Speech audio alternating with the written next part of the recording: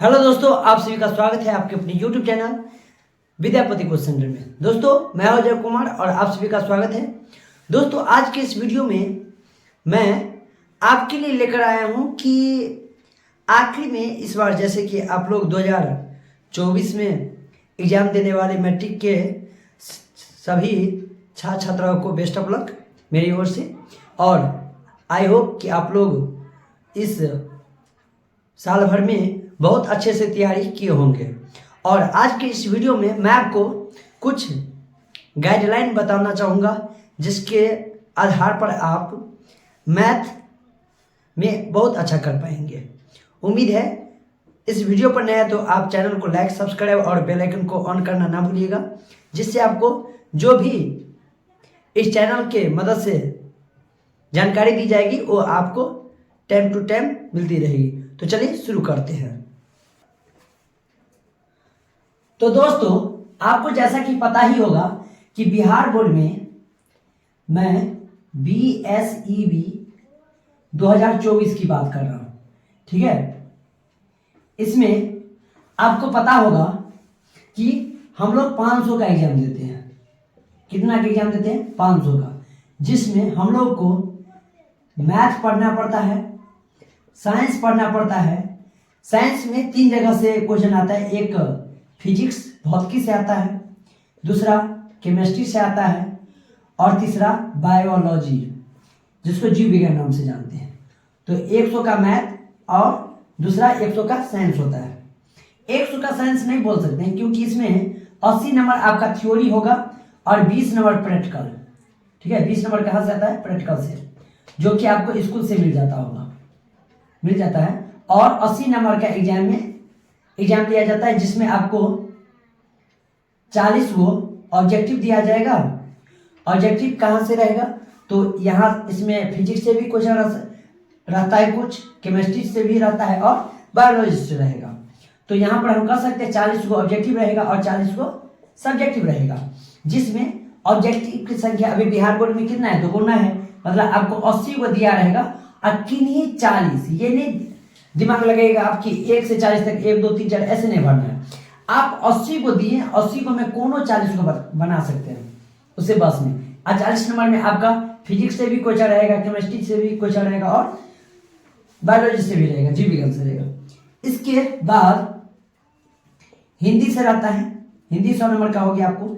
हिंदी में 2 टाइप का होगा, देखिए बताते हैं। जिसका हिंदी रहेगा, जैसे इसको हिंदी बोले या अहिंदी बोल सकते हैं इसको। तो अगर 8वां का अगर आप हिंदी पढ़ते हैं तो इसका मतलब आप क्या है? मैथिली रखे होंगे। क्या रखे होंगे? मैथिली, ठीक है, मैथिली। तो मैथिली तो 10वां का ही पढ़ना पड़ता है। और किसी भाई लोग को रहेगा अगर हिंदी आप 10वां का अगर पढ़ते होंगे, जिसका संस्कृत होगा, तो जिसका संस्कृत होगा उसके लिए 10वां का हिंदी पढ़ना पड़ता है। और जिसका मैथिली रहता है उसको 8वां का हिंदी पढ़ना पड़ता है। 8वां का हिंदी को हम लोग क्या बोलते हैं? अहिंदी जानते हैं। समझ में आ गया होगा? अहिंदी। तो मैथिली वाला को हिंदी पढ़ना पड़ता है 8वां का, और जो संस्कृत रखा रहता है उसको हिंदी पढ़ना पड़ता है 10वां का। इसके बाद आपका हो गया सामाजिक विज्ञान, जिसको सोशल साइंस बोलते हैं। क्या बोलते हैं? Social science. इसमें भी विभिन्न प्रकार के सब्जेक्ट पढ़ना पड़ता है, जैसे आपका हिस्ट्री इतिहास हो गया, ज्योग्राफी भूगोल हो गया। इसके बाद क्या कहते हैं? पॉलिटिकल साइंस हो गया, माने राजनीतिक विज्ञान हो गया। और इसी में आपका आपदा प्रबंधन से क्वेश्चन रहता है।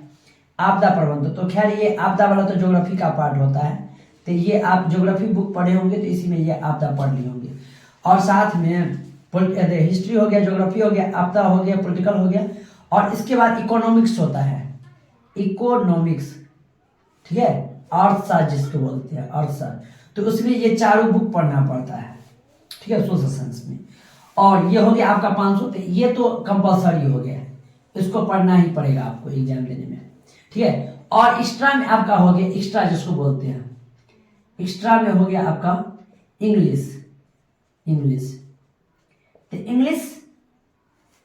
इंग्लिश भी कितना का आता है? 100 नंबर का होता है, जिसमें आपको ये पास और फेल से कोई मतलब नहीं होता है।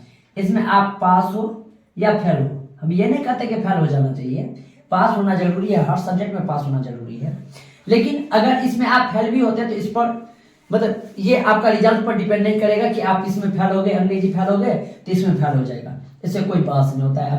अभी कंपलसरी नहीं है, टेंशन नहीं लीजिए अंग्रेजी, बस इधर ध्यान दीजिए, वो हो जाएगा, थोड़ा भी पढ़ लीजिएगा ना, अंग्रेजी निकल जाएगा।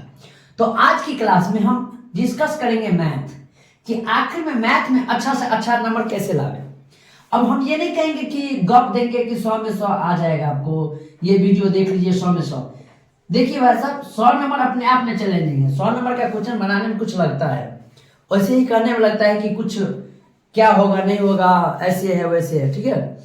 हम ये नहीं कहते कि 100 का 100 नहीं आता है, ठीक है। मेरा भी मैथ में 97 नंबर आया हुआ है, वो डिपेंड करता है कि आप कितना सीरियस है।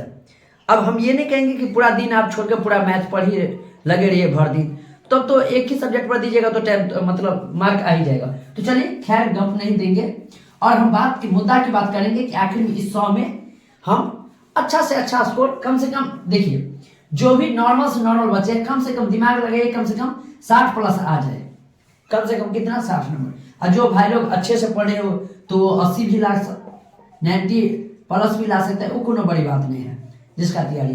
लेकिन हम इस वीडियो में आपको पूरा चीज सिलेबस बताएंगे कि आखिर में क्या, कहाँ से क्वेश्चन ज्यादा क्वेश्चन देखा जाता है और क्या चीज हमको पढ़ना चाहिए। चलिए शुरू करते हैं।